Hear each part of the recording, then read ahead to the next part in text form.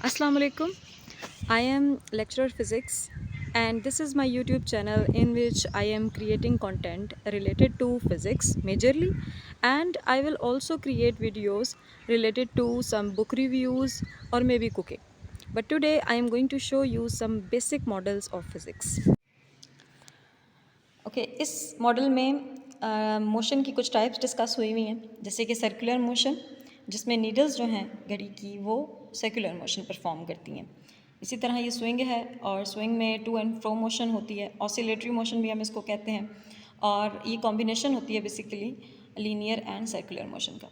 गाड़ी सड़क पे चल रही है तो वो एक लीनियर मोशन को परफॉर्म कर रही है, और इस तरह ये स्विंग जो है वो डाउन हिल इंक्लाइन मोशन भी हम इसको कहते हैं, और ये जो है वो आपके पास रोटेटरी मोशन है, रोटेशनल मोशन को शो कर रही है। ये है डे एंड नाइट मॉडल।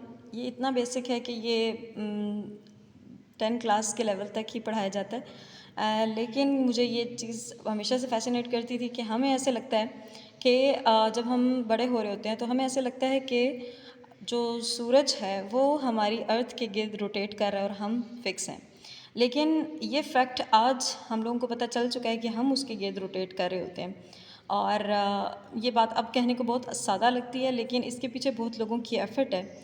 सबसे पहले इस चीज़ को गलीलियो ने बताया था कि इस तरह का कॉन्सेप्ट मौजूद है, और उस वक्त के जो पादरी थे उन्होंने इस कॉन्सेप्ट की बहुत मुखालफत की थी, जिसकी वजह से गलीलियो को काफ़ी लॉस हुआ और उसने काफ़ी सख्तियाँ बर्दाश्त की ये सोच रखने की वजह से। लेटर ऑन 1990s के बाद ये बात क्लियर भी हुई और उन्होंने भी ये माना पादरियों ने कि ऐसा ही होता है, और जब भी कोई फैक्ट जिसको आज हम एक ऑर्डिनरी या फॉर ग्रांटेड ले रहे हैं, वो चीज़ बहुत से लोगों की एफ़र्ट्स का नतीजा होती है।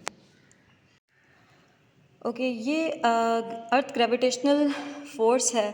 हम सब जानते हैं कि ग्रेविटी की फ़ोर्स हर चीज़ को होल्ड किए हुए है, और ये बेसिकली अर्थ है और मून जो है उसकी ग्रेविटी से अट्रैक्ट हो रहा है, जिसकी वजह से वो इसके ऑर्बिट में कॉन्टीन्यूसली रोटेट करता रहता है।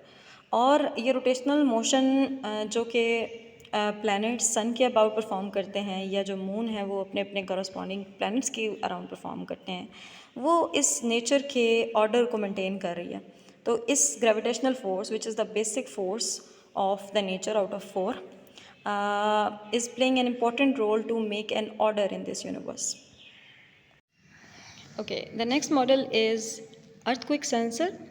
इसमें LEDs हैं और स्विच है, बैटरी है और एक स्टैंड है, और मेटल की एक चीज़ कनेक्ट की हुई है। इसमें बेसिकली होता ये है कि LED फ़िलहाल मैंने क्योंकि स्विच ऑन किया हुआ है तो LED ब्लिंक कर रही है, ऑन है। अब इसके बाद जब भी कभी अर्थक्वेक आता है तो डेफिनेटली चीज़ें शेक करना शुरू होती हैं, और जब ये शेक करेगा तो वो जो LED है, अभी क्योंकि डे लाइट है तो LED clearly of and on होती हुई दिखाई नहीं दे रही, फ्लक्चुएट करना शुरू कर देगी, और उसका फ्लक्चुएट करना ये बताएगा कि there is something wrong happening around, और अर्थक्वेक का अंदाज़ा हो जाता है, और फिर इससे बचने की जो भी इक़दाम हैं वो किए जा सकते हैं। ये एक DC फ़ैन का मॉडल है, और स्टूडेंट्स का नेम भी मेंशन है कि ये किसने बनाया है। सेकेंड ईयर के स्टूडेंट्स ने बेसिकली इसको बनाया है, और ये कैसे वर्क करेगा, इसकी ये दो वायर्स, जो सारा इसकी मशीनरी और जो मोटर है वो बेसिकली इस स्टैंड के अंदर फिक्स हुई हुई है। इससे ये दो वायर्स बाहर आ रही हैं और ये एक बाहर बैटरी है। अभी मैं आपको ये बैटरी इन वायर्स के साथ कनेक्ट करके दिखाऊँगी कि ये किस तरह से वर्क करता है। तो ये देखिए, जब तारों को कनेक्ट किया गया है बैटरी के साथ तो ये रोटेट कर रहे हैं। This is how our DC fan works. Okay, ये एक जनरेटर है, और ये बताता है कि किस तरह से विंड एनर्जी को ऐसे इलाके जहाँ पर हवाएं चलती हैं उस हवा की एनर्जी को यूज़ करके इलेक्ट्रिसिटी बनाई जा सकती है, क्योंकि इलेक्ट्रिसिटी के जो कन्वेंशनल मेथड्स हैं वो वक्त के साथ साथ बहुत शॉर्ट होते जा रहे हैं, और ज़रूरत इस बात की है कि इसके मुतबादल रास्ते जो हैं वो क्रिएट किए जाएँ। उनमें से एक विंड एनर्जी का भी है।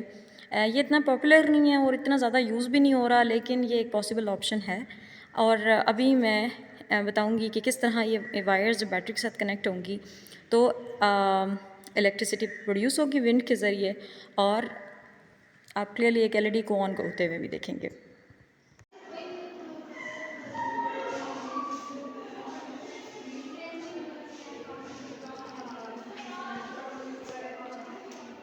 सवेरे इसको ऑपरेट करें।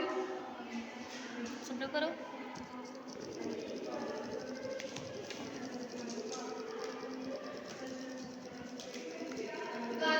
Okay, this is how it works.